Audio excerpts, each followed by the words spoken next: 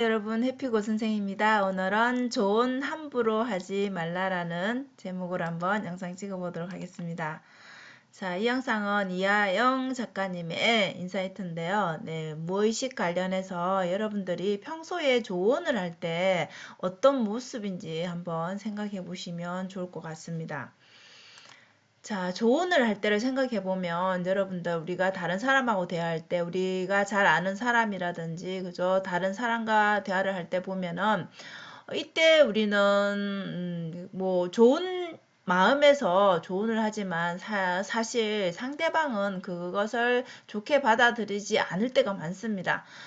진심으로 고마워 하는 때도 있지만 자, 상대방의 비교적 조언이라는 것은 좋은 점보다는 단점을 많이 말을 하죠. 그죠? 그래서 조언을 해주는데 결국 우리 사람은 다 단점이 있잖아요, 여러분. 단점 누구나 다 있습니다. 장점도 있고 그죠? 근데 정작 자신의 단점은 네, 잘 보지 못하고 본다고 해도 안다고 해도 이거는 좀 잘 그죠? 눈여겨서 보거나 말한다는 게 아니라 그냥 좀 넘어가 버리는 경향이 있다라면 꼭 다른 사람의 이런 안 좋은 점, 잘못된 점 이런 것들은 꼬집어서 우리가 또 말을 하기를 좋아하죠. 그죠? 대부분의 사람들이.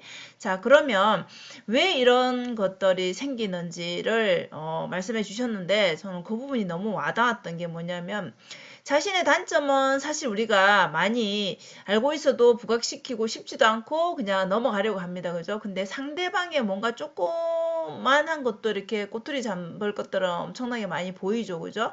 그래서 나의 단점은 취약하다라는데 이건 결국은 알아차림 자체가 부족하기 때문입니다. 내 스스로를 여러분들 돌아보는 게 우리 대부분 다 잘 못하죠. 그죠? 그래서 세상을 그 이유가 세상을 우리 눈으로만 살기 때문에 보기 때문에 나의 시선으로 보는 게 아니라 보여지는 그 눈으로만 이렇게 내 눈에 보이는 그것으로 그냥 해석을 해버리기 때문에 그렇다라는 것이죠. 그죠? 그래서 조언은 사실은 남에게 우리가 하잖아요. 그죠? 그 남에게 향해 있지만 사실은 나에게 하는 것이라 생각해야 된다는 거.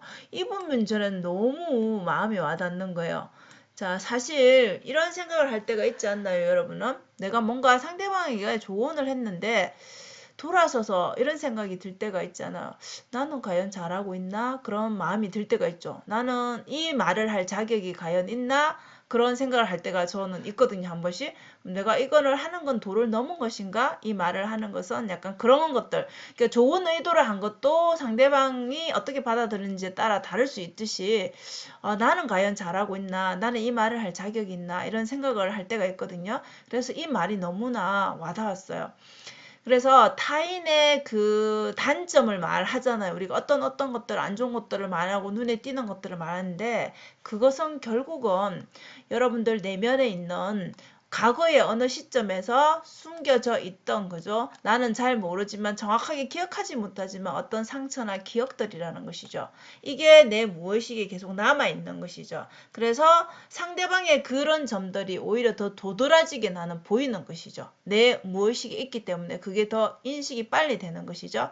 단지 나를 돌아보면은 나 스스로 내면을 보면은 그것을 알아내거나 뭔가를 인식을 할 수가 있는데 그렇지 않잖아요. 우리가 대부분은 그렇게 내면을 돌아보면서 성찰을 하지 않잖아요. 그렇기 때문에 그거를 모르고 지나가 버리는 거죠. 그래서 결국은 과거의 상처가 무의식에 남아서 그게 반응하고 반영이 된 것이죠. 그래서 사실은 상대방에게 얘기를 하고 있지만 조언하고 있지만 그것은 결국 나에게 하는 거라고 생각을 하시면 되겠죠. 자, 그러면 어떻겠어요, 여러분? 되게 조언이라는 게 되게 조심스러운 거죠. 그죠? 결국 나한테 하는 말이다 싶으면 되게 이 말을 가려서 해야 되고 다시 한 번 더 생각해 보는 그런 시간이 있어야 되겠죠. 그죠? 되게 진실되게 해야 되겠죠. 근데 우리는 그냥 단순하게 보이는 눈에 보이는 그걸로 지적을 한단 말이죠. 그죠? 그래서 조언이라는 그 단어를 한 번 더 생각해 보는 좀 시간이 되셨으면 좋겠어요. 자, 결국에는 여러분, 남하고 나를 했을 때 결국은 앞에서 얘기했듯이 이 조언이라는 것은 타인에게 향하지만 결국은 나를 향한 말이기 때문에 타인을 통해서 나를 관찰하는 것, 나의 내면을 보라는 것이죠. 자, 그러면 우리가 어떤 상대방한테 조언이라고 해줄 때, 너는 뭐 조그마한 일에도 짜증 부리는 경향이 있어. 그래서 이거 좀 고쳤으면 좋겠어. 이렇게 얘기할 수 있잖아요. 그죠? 자, 그거는 나에게 하는 말이죠. 나 역시도 그렇게 짜증 부리는 일이 있겠죠. 그죠? 그래서 그 짜증 부리는 그 순간이 더 크게 와닿고 더 도드라지게 보이는 것이죠.